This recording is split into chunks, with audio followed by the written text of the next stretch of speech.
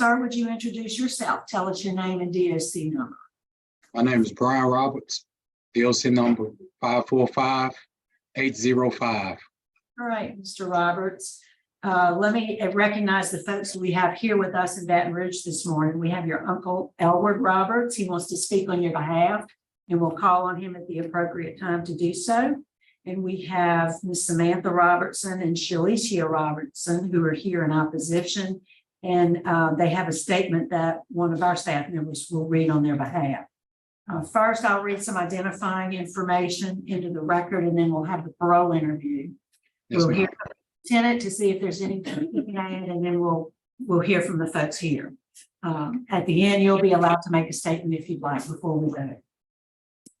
So, Mr. Roberts, you're classified as a first felony offender. You were sentenced in East Baton Rouge for forcible rape. You were serving a 17-year sentence as a result of that conviction. Your parole eligibility date was May 13th, 2022. You don't earn good time, so your full term date is November 28, 2024. Is that information correct? Yes, ma'am. You were seen by a parole board panel before. This is a rehearing for you. No, ma'am. This is your first parole hearing. Yes, ma'am. So how long have you been in jail? 15 years and some months. Close to 16 years, ma'am. Almost 16 years of your 17-year sentence. And how old are you? I'm 47. Okay. And the record indicates there's a detainer out of Jefferson Parish. Are you aware of that? No, ma'am. Haven't been to Jefferson Parish. Was it Jefferson?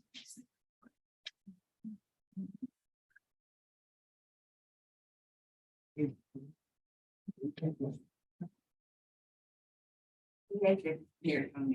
does have Jefferson Parish on it. Well, that's something that needs to be cleared up. You need to check on that. That's what's showing in your record. So why are you in jail? What did you do to get yourself to jail? Well, I did some things I shouldn't have done. What did you do? Molested Shalicia Robertson. And how old was she at the time? I'm sorry, what was that, ma'am? How old was she at the time? 12, I believe. And you were how old? 30, 31 maybe. I 30. asked those questions because in the record, I know something you said that was surely concerning, but the record indicates that Ms. Robertson was sexually assaulted by you over a period of time, almost 2 years, I believe. She was 11, and you claim that the child, she was a child, Yes, ma'am. guided you into touching her. When you realized what was happening, it was too late. Now, what does that mean? I lied at that time, ma'am. And you have completed the sex offender treatment program. Yes, ma'am. What was your relationship to Ms. Robertson? Eventually she maybe was gonna be my stepdaughter, maybe. I was dating her mom. So you were you babysitting? Yes, ma'am. You can say that. Yes, ma'am. Babysitting may not. We were living together. We were all living together. So what did you learn from the sex offender treatment program about you and what you did and the impact that your actions had on the child? Well, during the sex offender treatment program, I'm sorry, ma'am, I'm a little nervous. Sorry about this. I learned to stay away from things that, as far as drugs, alcohol, and stuff like that, that would actually make me do things that's out of the ordinary or react on things that I wouldn't react on normally. And as far as affecting other people's lives, I mean, I tore up two families at that time when that happened. My own family and her family also. And I know everybody's lives been changed because of this. And I'm sorry, very sorry that it happened, but I know better than to do the things that I did. I was brought up better than that. You knew better at the time. Yes, ma'am. So were you under the influence of drugs or alcohol? Most times, yes, ma'am. Which was drugs, alcohol, or both? Both. What have you done to address that issue? I've been in AA and now attending those programs. I've attended a whole bunch of programs as much as I can. I don't see a lot of that in the record. In fact, in the record I have, Yes, ma'am. I was concerned because I didn't see the sex offender treatment, but I do see a letter later on in the record from Dr. Hanser who said you did complete it and you're still participating in it, even after completion. Is that accurate? Right now at this very moment, I'm not participating in it, but there are other guys around me who I talk to it about because I'm not at the facility anymore, ma'am. Right, you have moved. Yes, ma'am.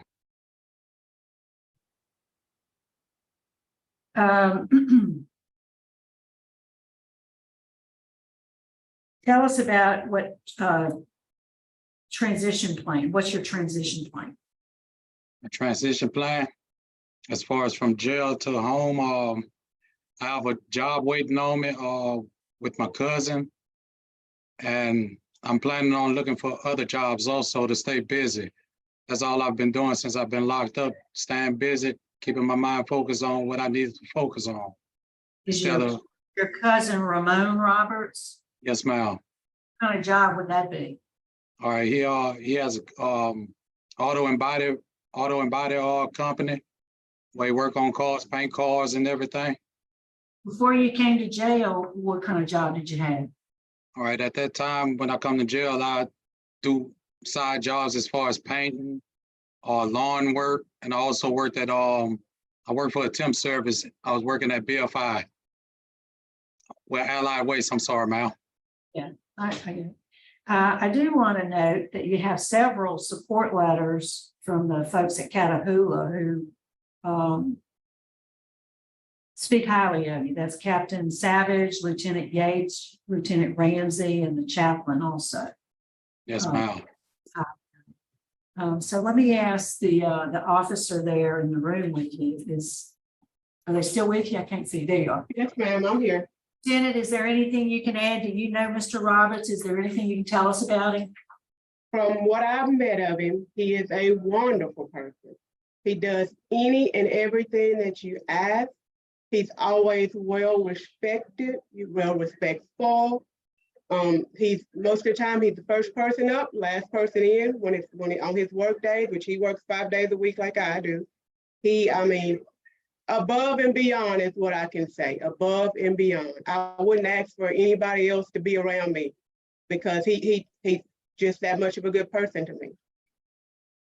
Well, good to hear. Thank you. We appreciate you. You're welcome.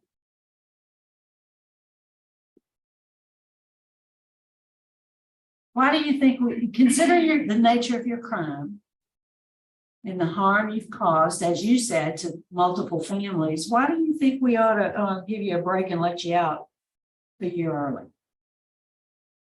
Well, it's not to prove anything to anybody. It's really for myself because I know that I've changed, and I know that, like I said, I know that I've done some bad things. Me and my cousin, we talked about opening up some kind of nonprofit organization to where, you know, I could at least try to do anything I can to give back to the community and other people that have been through the things what I've sent her through.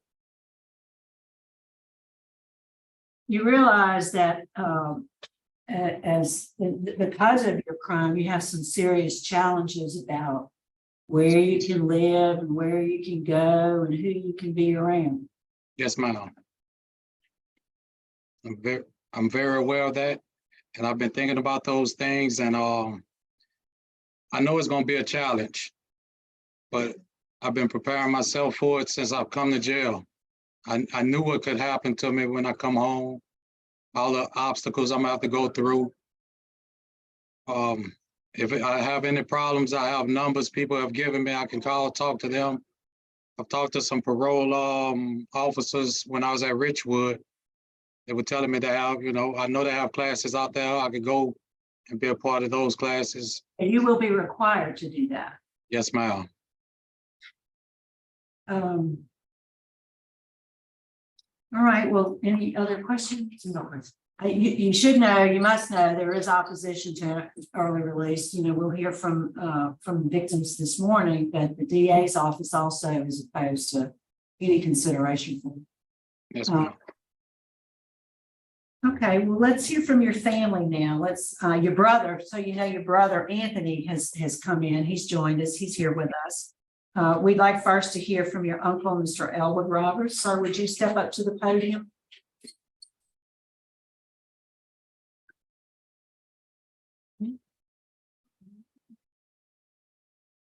Good morning. Good morning. What would you like us to know?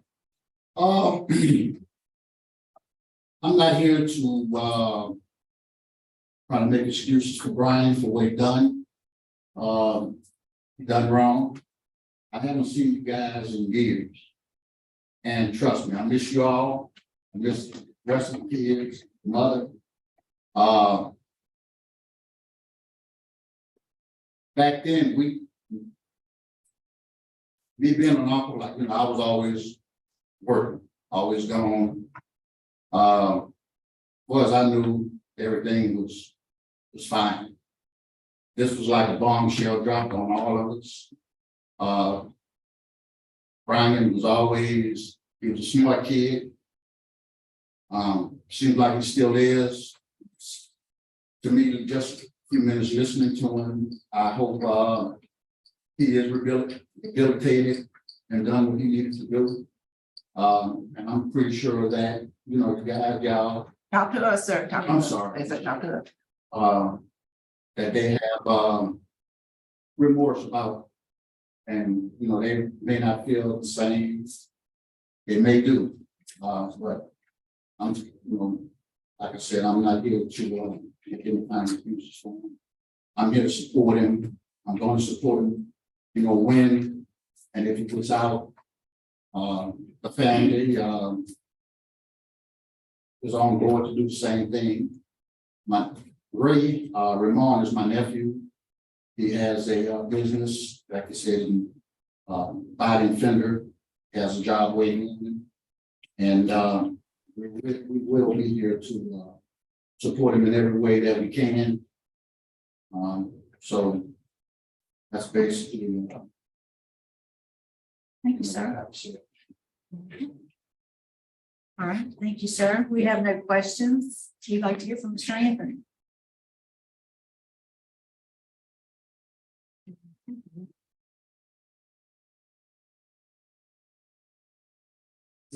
Yeah, in support of Bryan, seeing to it that we make it home and everything, and seeing to it that we provide the things that he needs to further his future,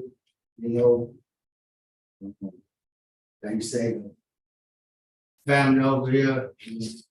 I'm speaking to y'all, but I'm also speaking to the family, if I would have I'm another one, hadn't seen y'all since or whatever, but from right now all the way back into the future, I'm supporting, I'm still here to support whatever I'm supporting as far as Bryan behalf. It's just I've noticed the change in him over the years and everything. He is my older brother, but right now I'm on top. Eventually he'll be home, so he'll be a big brother. But yeah, looking forward to seeing him home and seeing that he's situated. He's been telling me about all the classes and different types of, well, not different type, but religion and different things. And I don't know how much more I can say, but I'm just here to support, like I say, both sides. I understand his feelings because I was in situations, not situations like this, but parole type situation before and everything. I really do understand, and I try to let him know that You know, things are different nowadays compared to what they were back in the day. You know, decisions are made, but sometimes decisions are made that can be changed too. Once you, it all depends on how you approach it. You know, and like I say, as far as anything we had going on when you get home, everything, work, anything, and you know, you have plenty of opportunities. She can come to me, you know, work with me. You know, I don't know what else to say. You did good, thank you. You know, and I just want to say it's nice to see y'all and, you know, and still me and still me and. Thank you, sir. Thank you. All right, we'd like to hear the letter from the victims, please.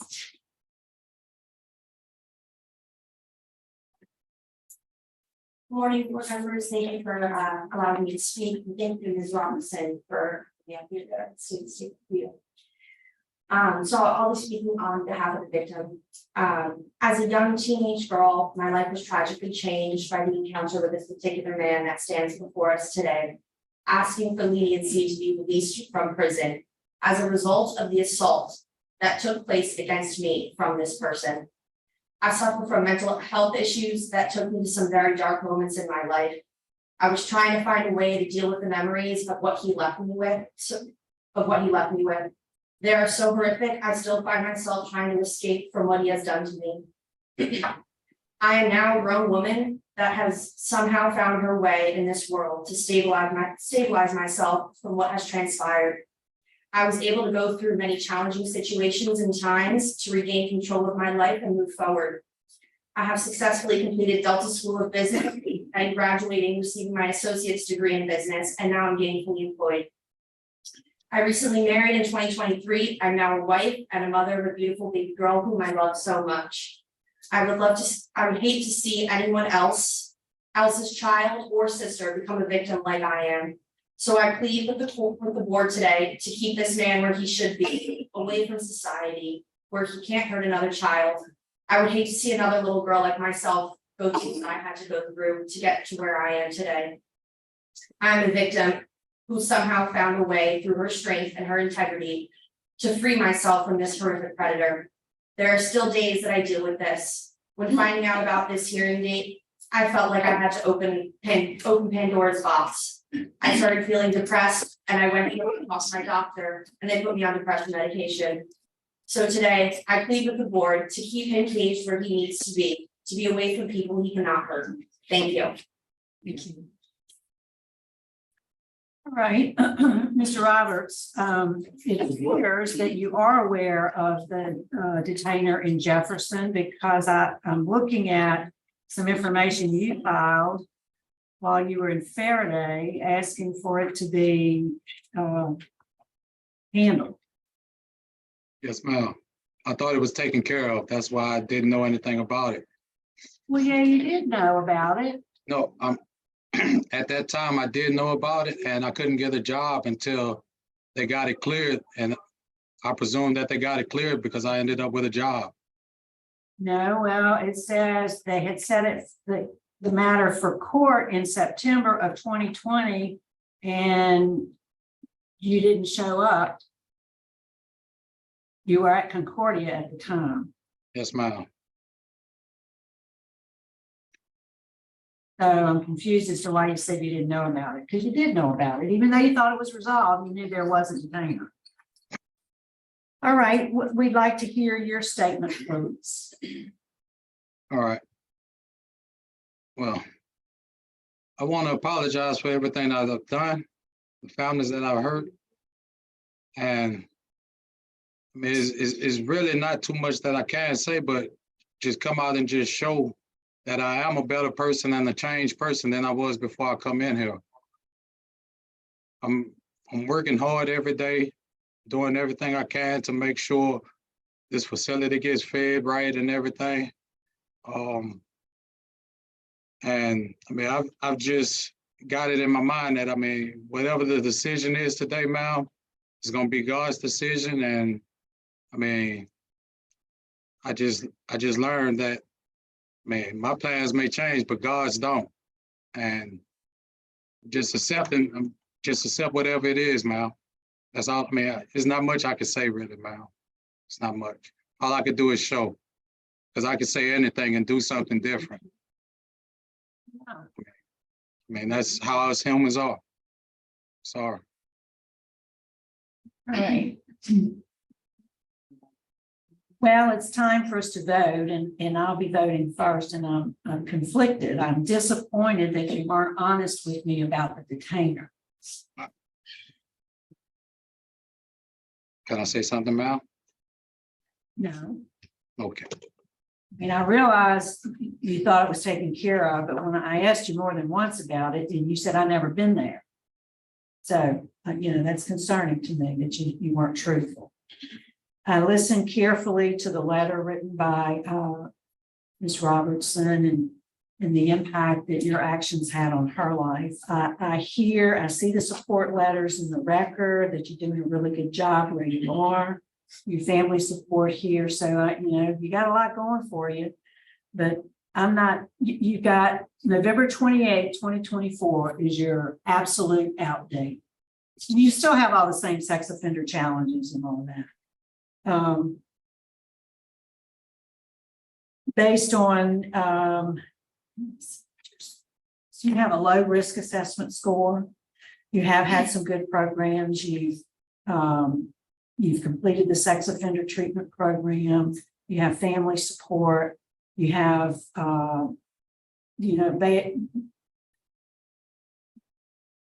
a full-term date that's coming up. I want to place some conditions on you. I can't do that if you go beyond your full-term date. So based on that, I'm willing to grant to the detainer in Jefferson Parish so you can resolve that. And then add some special conditions that you have absolutely no contact with Ms. Jaleisha Robertson or her family, that you comply with all conditions of your sex offender contract, which includes the meetings in the classes once released, and that you have a curfew from 9 p.m. to 6 a.m. Now, I'm just one vote, so we'll hear what my colleagues have to say. Mr. Roshan.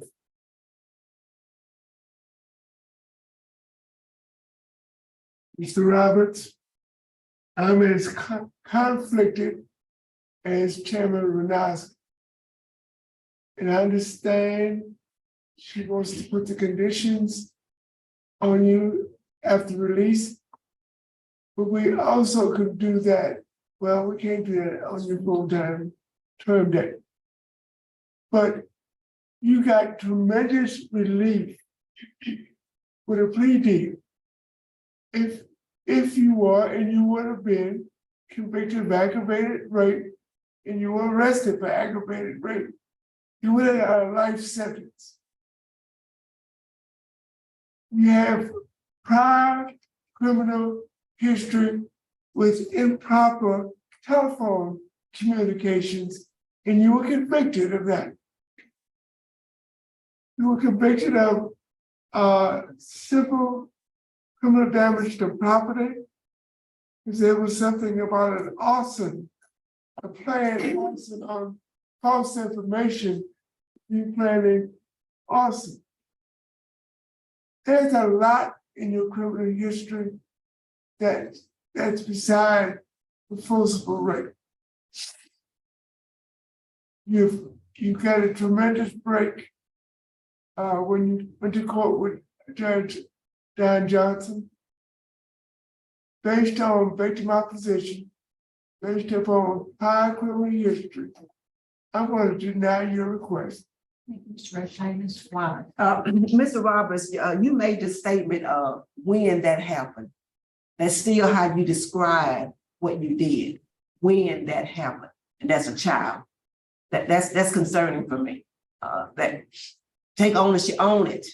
Your family is here. They know what you did. You step into and you own it every time you speak of it. For me, my vote is denied because of the nature of the crime, the impact on the victim, and your proximity of your full term date. You'll be out.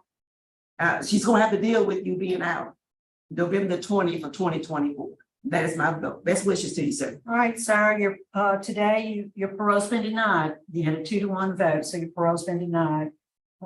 That concludes our business at Catahoula. Yes, ma'am. So we'll sign out at 9:20. Thank you for accommodating us.